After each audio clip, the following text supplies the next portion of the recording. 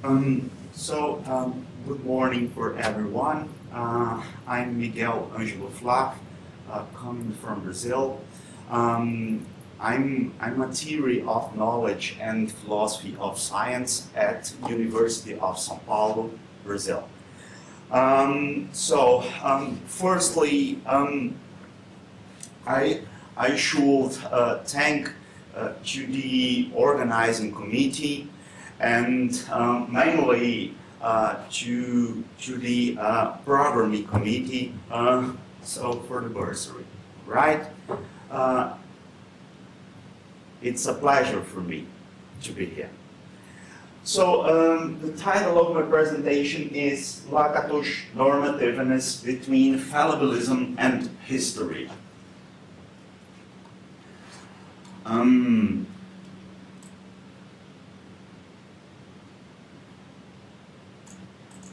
So I will start with something like that, an outline, right?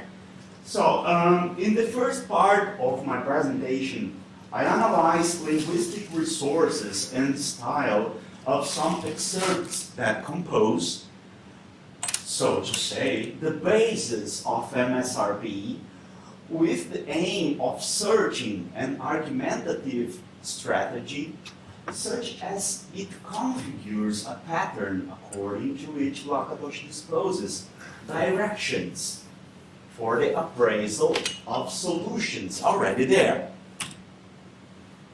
In terms of soft normativeness, in the footsteps of his colleagues and interlocutors in the debates that followed the famous colloquium of 1965, Lakatos not only did not use the term soft, he also refuted and rejected it in the context of his replies to accusations of upholding too liberals or soft standards coming from Kuhn, Feyerabend, Musgrave, and Kurtke. But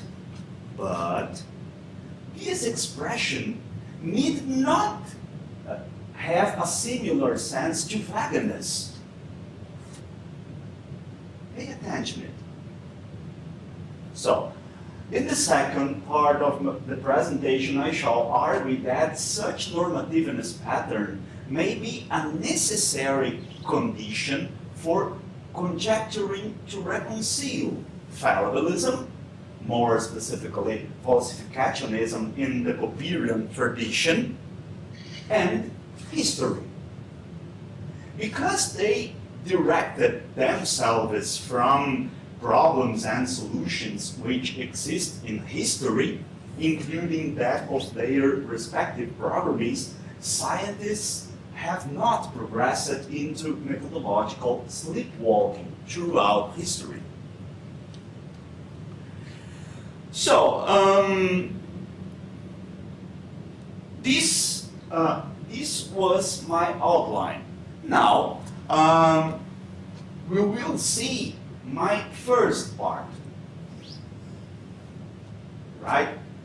So, searching for a normativeness pattern in Lakatosian argumentation itself.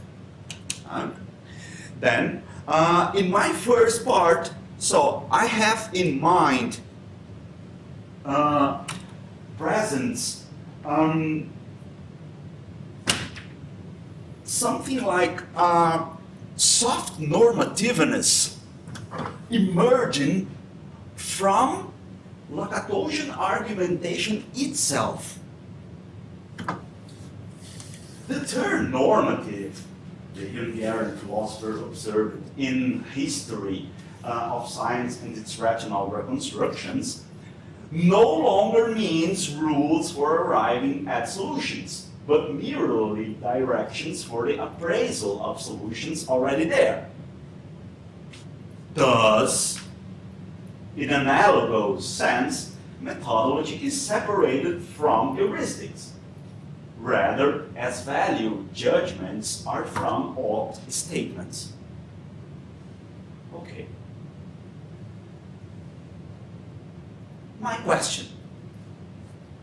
But then, in what terms does Lakatos emits?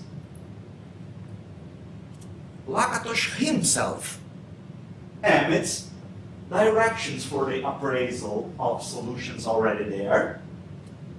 The presentation time, and this is a problem, the presentation time for this paper allows me now to analyze just 2 excerpts that are important for Lakatos MSRP. This will be sufficient to map out only clues, unfortunately, only clues or a small sampling for the purpose of searching a soft normativeness emerging from the Lakatosian text itself. Initially, I highlighted a fundamental excerpt to MSRP. It is the paragraph from FMP, falsification text, all right? From FMP, in which Lakatos presented his demarcation criteria. So, now, here you can see some linguistic resources that I underlined. Okay, let us take a series of theories D1, D2, D3, where each subsequent theory results from adding auxiliary clauses to or from semantical reinterpretations of the previous theory in order to accommodate some anomaly. Each theory having at least as much content as the unrefuted content of its predecessor. Let us say that such a series of theories is theoretically progressive or constitutes a theoretically progressive problem shift if each new theory has some excess empirical content over its predecessor.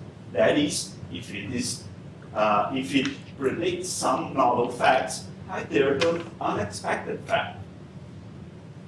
Let us say again that a theoretically progressive series of theories is also empirically progressive or constitutes an empirically progressive problem shift if some of this excess empirical content is also corroborated, that is, if each new theory leads us to the actual discovery of some new fact. Finally, let us call a problem shift progressive if it is both theoretically and empirically progressive, and degenerating if it is not. We accept,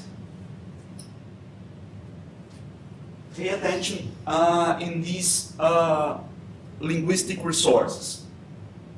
We accept problem shifts as scientific only if they are at least theoretically progressive. If they are not, we reject them as pseudoscientific. Progress is measured by the degree to which a problem shift is progressive, by the degree to which the series of theories leads us to the discovery of new novel facts. We regard a theory in the series falsified when it is superseded by a theory with higher corroborated content. So yes, we already saw it many times, okay? No problem. But what I draw attention here is for linguistic resources.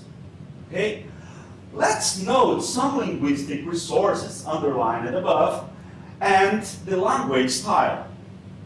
A demarcation criterion defines, evaluates, and inevitably forbids the states of affairs. Now, in our case, expressions like let us take, let us say, which is repeated, let us call, we accept, we reject, and we regard, are linked semantically and stylistically as an invitation to the interlocutor, the philosopher or practitioner of science, to define and consequently to appraise solutions which exist. This invitation, such as I'm calling, this invitation already contains the own terms of who emits.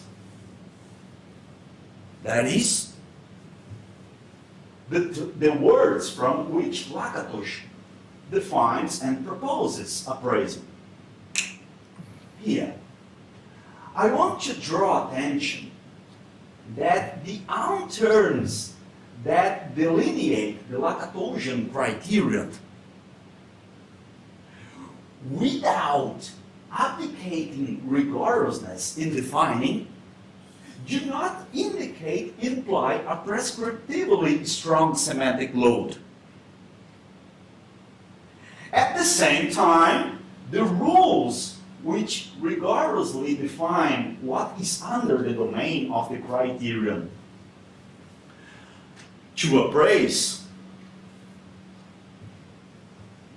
from the own terms in which they are articulated and enunciated do not claim to impose themselves, to legislate in a universal a priori, decontextualized way, and in this sense, in hard way. In replies to critics, Lakatos distinguished between appraisal and advice, and emphasized that his methodology only appraised.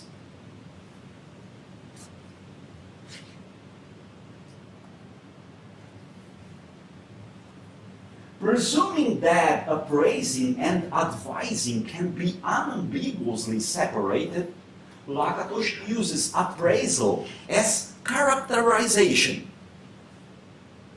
of a state of affairs.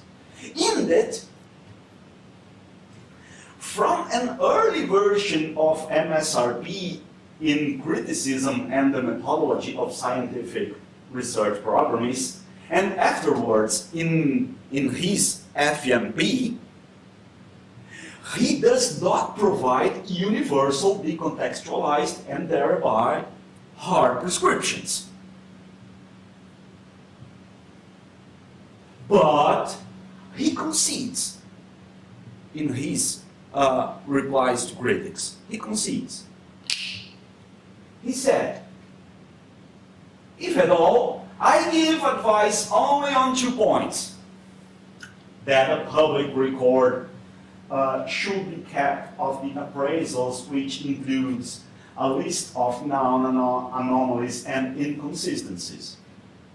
Secondly, that the rigid commandments of superseded methodologies should be ignored. And later, in his next text, with even more emphasis, would include Hopperian falsificationism. These are advice that, at least in part, are articulated around the syntactic function of the word should, and that semantically connote a suggestive character, or more or less, and this is interpretative. However, even when offering a firm heuristic advice, as Lakatos classified it when he's replying to accusations of upholding too liberal or soft standards coming from Kuhn, Feierabend, the Hungarian philosopher wishes to separate his methodological appraisal on one hand, and on the other, advice. Another excerpt that I will deal in more detail is related to tolerance in the appraisal of a research program still emergent in competition with its rivals. This is the second excerpt. I'll suggest that we must not discard a budding research program simply because it has so far failed to overtake a powerful rival. We should not abandon it if, supposing its rival were not there, it would constitute a progressive problem shift. And we should certainly regard a newly interpreted fact as a new fact, ignoring the insolent priority claims to amateur fact collectors. As long as a budding research program can be rationally reconstructed as a progressive problem shift, it should be sheltered for a while from a powerful established rival.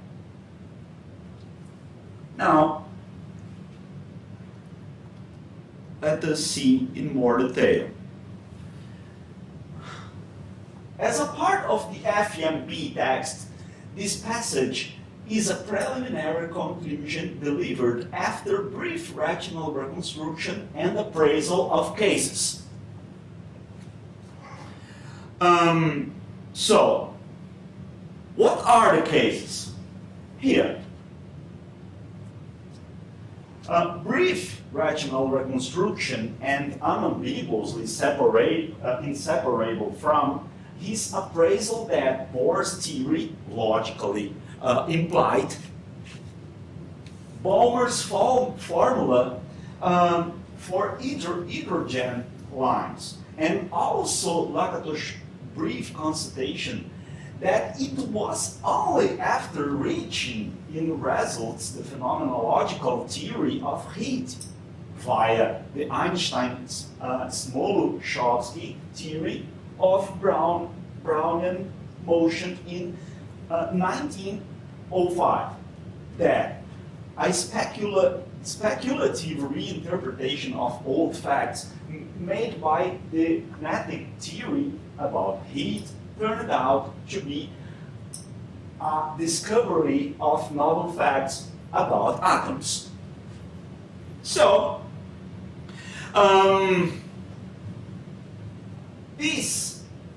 our excerpt is something like a preliminary conclusion about that brief rational reconstruction and appraisal. Okay? So let's go.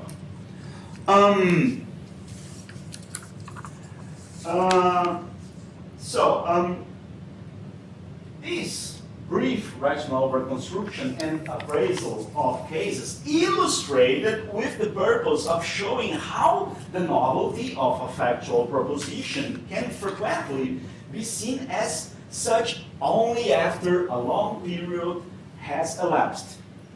The considerations that lead to such a conclusion, and of course including it, stress the importance of methodological tolerance in appraisal. The excerpt describes heuristic advice. Now my analysis. Okay? The excerpt describes heuristic advice. Note that in the sequence, only for the first of these, that is, we must not discard a budding research program simply because it has so far failed to overtake a powerful rival. Only for the first of these, Lakatos uses the modal verb must. It is is interesting to observe that the syntactic function of must in this statement is certainly not just suggestive, and it results from its context of use in a prescription that does not restrict, on the contrary, foments the liberalization of standards to allow the development of budding research programs. Besides, I have identified in my text Lakatos como crítico de Popper, published in Portuguese. That, compared to Popper, for example, he very seldom uses ought to. Less frequently, he uses must to express a strong duty, and when he does transmit it in the sense of heuristic advice. MSRP does not emit abstract orders, but offers search for solutions based on the heuristic power of programs. But just an important alert.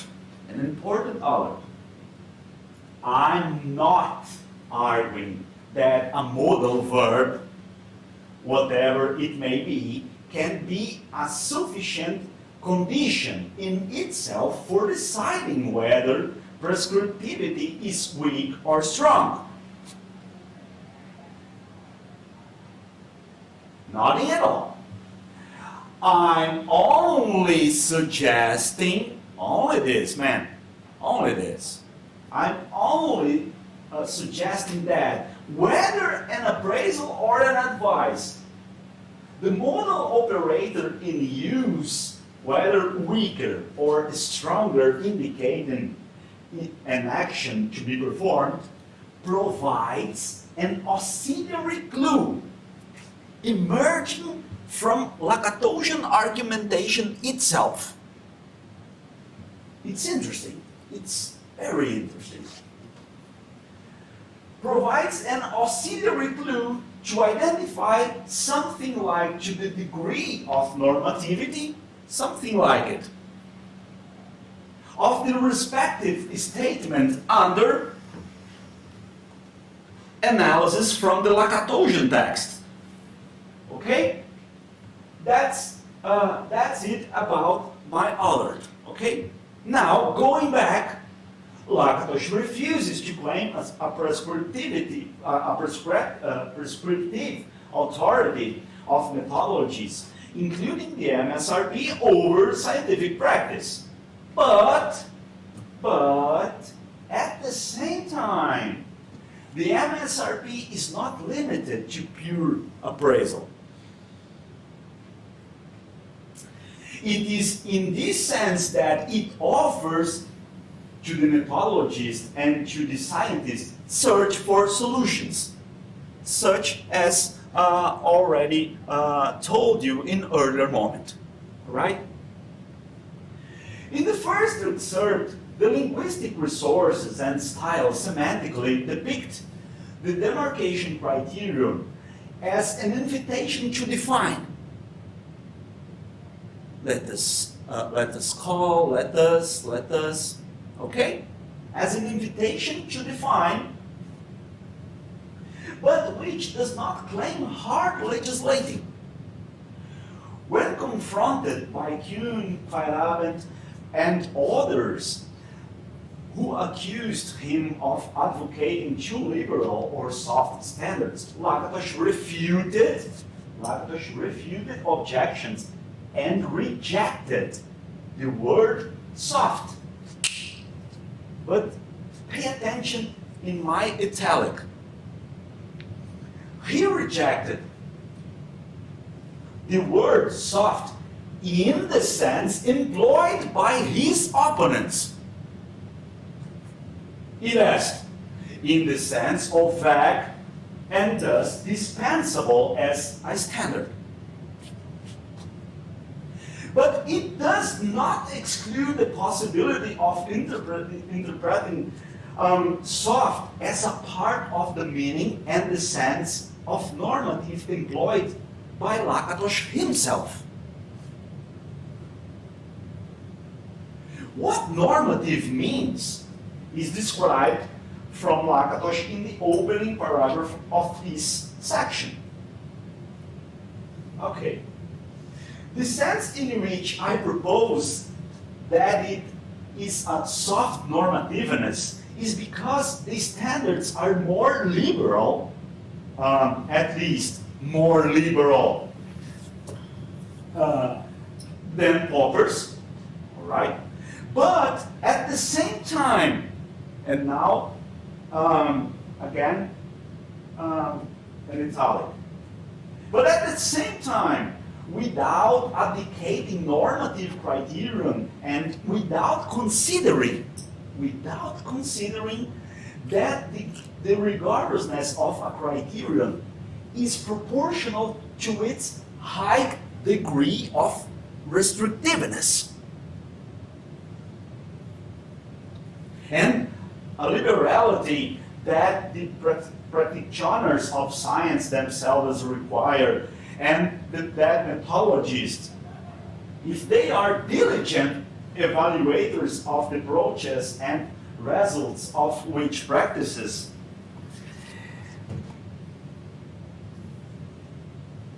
cannot simply claim to restrict them normatively and arbitrarily. Methodology and the normativeness that gives its substrate needs to be applicable to the history of science. So I also characterize soft as opposed to historical independent, decontextualized hard eliminationism that does not correspond to scientific practice. In its turn, the last excerpt above contains heuristic advice from Lakatos emitted conclusively to the brief rational reconstruction and appraisal of cases. In it and other situations, rational reconstruction and appraisal precede advice. But what Lakatos disregards or omits, what Lakatos disregards or omits is that an advice inevitably is also an appraisal of what one should do. To sum up, Lakatos assumes to try to debug, mitigate, or reduce the role of normativeness as a lawmaking activity. However, the point is that one cannot prescinde of normativeness, but it cannot restrict and or impose itself on history. Now my second part. A soft normativeness capable of reconciling falsificationism and history. Lakatos is aware that any philosophy of science which disregards how often history is misbehaved in the light of its rational reconstruction and wants to restrict history normatively can be falsified by it. Moreover, the history of science is always richer than its rational reconstruction. Italics mine in this case. So, whether history or the history of science both exceed historically and philosophically interpreted facts, the historical narrative by its nature is condemned to incompleteness, and any rational reconstruction proposed by the historian or philosopher of science is circumscribed to the delimitation proper to the observer's perspective, a perspective that is, so to say, inevitably normative impregnated. So,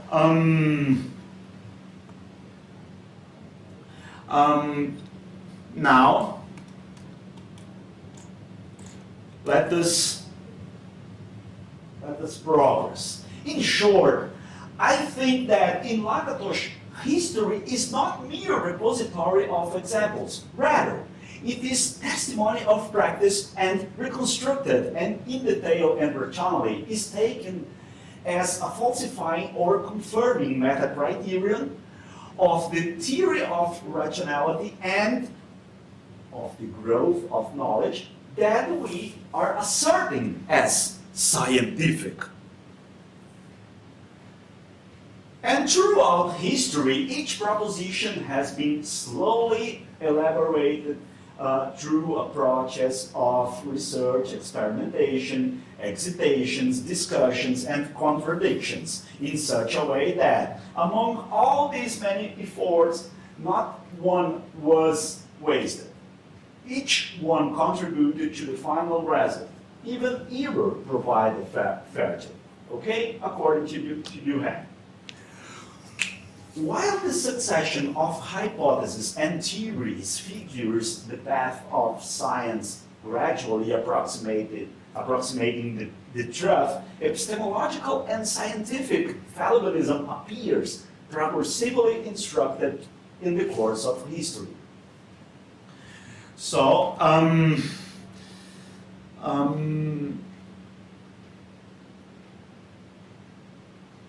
let us again, here.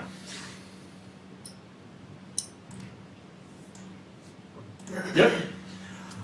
Lakatos extends the unit of methodological appraisal to a series of falsifiable theories and then includes in the appraisal of theories the analysis of their stage of development in relation to predecessor theories, to competing theories, and that of the program.